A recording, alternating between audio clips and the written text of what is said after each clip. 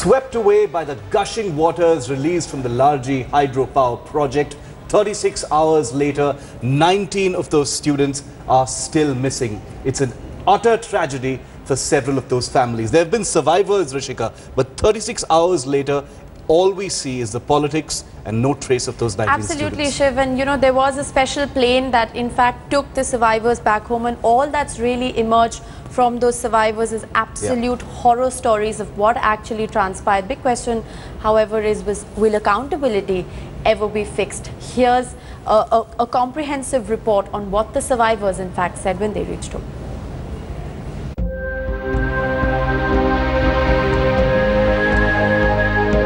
For these families, life has come to a standstill.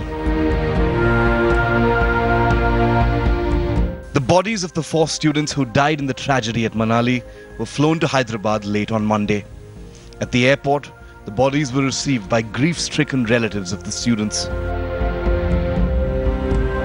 A special flight carrying students who survived the river tragedy in Himachal Pradesh also reached Hyderabad late on Monday. Parents of the survivors heaved a sigh of relief after finding their loved ones safe and sound.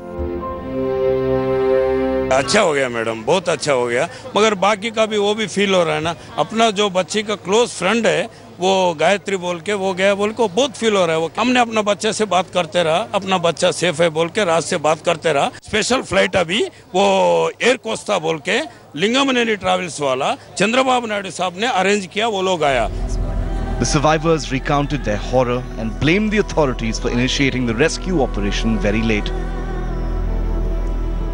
I tried to warn my friends instantly, but my voice got stuck, so I had to run to them.